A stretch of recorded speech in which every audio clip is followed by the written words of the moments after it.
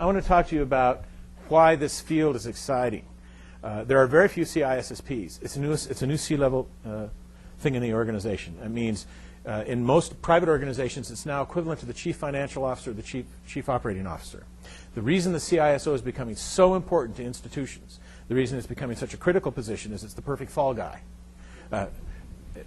In truth, it's true. In fact, it is true. But on the other hand, it is an important policy maker for an institution. It's more important than CIOs and CTOs. If you wanted to be a chief technology officer, rethink it if you want influence in an organization.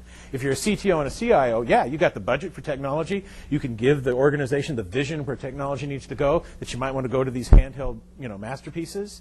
The truth is, the important issue of liability and compliance that corporations and businesses are worried about, and transfer of risk and risk management for technology fall in the CISO category. It's all around the vulnerabilities and liabilities of technology. The CTO doesn't speak to those things. The CIO doesn't think for those things. Chief Operating Officer doesn't. The general counsels and the business leaders love the CISO because the CISO promotes risk management and policy. So just a hint for the future, if you're interested in getting an advanced position, a senior level position in a corporation related to technology, think about CISO. The other thing I wanted to show you is it can be a very interesting challenge and kind of fun.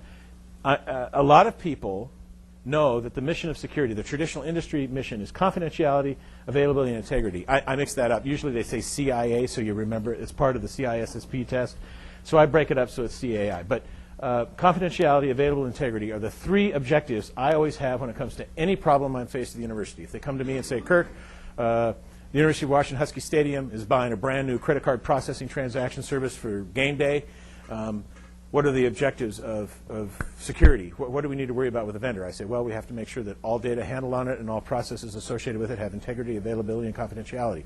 And then I break the mission down. And traditionally, by textbook, we used to go to technology controls. Is it going to be firewall? Is it going to have patch management? Is it going to have antivirus? Is it going to have spyware? Is it going to have intrusion prevention, intrusion detection on the network? Is it going to have network controls? Is it going to have monitoring? All the things that everybody likes to go to because they're comfort levels. It's technology stuff. And incident response to it. All of it's important, but nowadays it's only important for liability protection to prove due care. Because the adversary doesn't care about any of that technology. The adversary now is striking at the application level and the user level where there are no protections. They're coming in through your browser and your application. So consequently, when I try to achieve this mission as a security professional now, I've got to think really weird. I have to think different. I have to think like the adversary. I have to think like in intelligence operations. I have to think a whole bunch of things. So these things are now emerging, in my experience, as key elements of a CISO's talent set. You need intelligence. I need to know what Roman Cauda, that adversary I told you about who set up shop in Malta, I need to know everything about him. I need to know where he sleeps, where he eats, what he does, what he's interested in. Is he interested in University of Washington? What's his signature? What does his footprint look like? What are his minions? Where do they camp out? Do they do any blogging anywhere? Are they associated with any particular technology? What do they look like when they arrive? What kind of targets would they be appetized with here at the University of Washington? Are they into selling secrets to nation states? Oh, God, I got to worry about him when it comes to ITAR. Intelligence is critical for me to be able to plan minimum budgets and security protections around targeted assets. I need trusted alliances. I have to work with the Port of Seattle. The University of Washington is the network neighborhood. We're the internet. We have 10 gigabit pipes coming out like crazy. I have a network with 120,000 nodes right in the middle of a huge regional network set. I have 120,000 nodes with about 90 to 100,000 computers operating on my network at any given time. I have 333,000 credentialed user IDs accessing our networks. Of those, I only have control by policy of only like 56,000 of them. So I have a vast network with lots of indicators, lots of sensors can be arrayed on it, with lots of possibility for understanding, and lots of episodes of incidents of security breaches. My experience needs to be transferred to Ernie. If I have a botnet, look like it's from the Romanians happening, I'll call up Ernie and say, Ernie, are you seeing anything from the Romanians? Here's their signature. Turn on your border your border filters. See if you're picking them up. Turn on your tipping point. See what your intrusion detection is picking up. Here's a signature set. Or I can call WAMU, or I can call Boeing, or I can call Microsoft and say, we got a problem. The neighborhood is on fire with Roman Cauda. We got to locate him. Where's this sourcing from? Where's the wire sourcing? Is he sourcing from Asia? Is he sourcing from Brazil? Is he coming out of the Mediterranean? Is he coming out of North Africa? Trusted alliances will allow that. So I'm working on trusted alliances. So there's a single incident that happens at the University of Washington that I'm not talking to several people like Ernie, my counterparts in large institutions, because they may have bits of information. And as a CISO, that could be fun. Innovative thinking. My life is a disaster. I'll show you a list of just a daily set of problems I had at the end of this that you can help prioritize. But I have to make lemonade out of a lot of bad problems. And that's the challenge of the CISO. I try to leverage every problem into an advantage. And it's very interesting using that thinking mindset as a CISO, as a business leader. For instance, I'll give you an example of innovative thinking. The provost sent out to everybody associated with the University of Washington yesterday a UW administrative email about appropriate use of email, not to be used for political campaign things.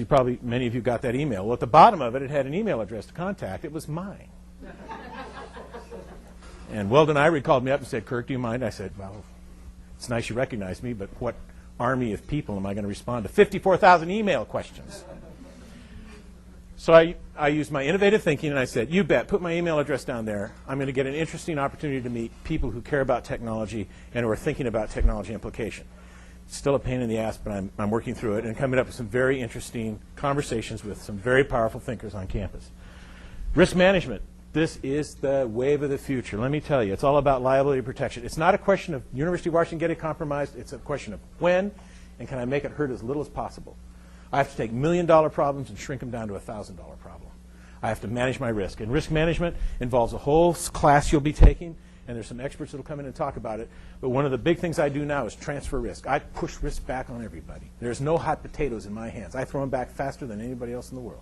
I make sure that if there's a problem with university data and it involved a vendor, they're going to pay for it. I'm going to make sure that they don't sell us crap. If they sell us a vendor application that's full of holes and can be compromised, I'm going to make sure they fix it, and they're going to pay a lot of money to prove that it's got problems. If they don't do it, I'll attack it, and then I'll make them pay for the attack I did. Compliance challenges. We already talked about it. There's 3 types: contractual, statutory and regulatory, and industry standards. This is HIPAA, GLP, ITAR, FERPA, all the ones that are here at the University of Washington. Industry standards, the ISO standards, COBIT audit standards, things like that. These are the most expensive and the most dangerous. Contractual. This is where you have contractual obligations where tort doesn't need to be involved very much, and you can incur the most liability. But you have to become a legal expert, or better yet, as a CISO, know your general counsels and meet lots of lawyers. I work more with lawyers and insurance underwriters than anybody else in my day. I don't talk to technologists. I talk to lawyers and insurance underwriters. Think about that.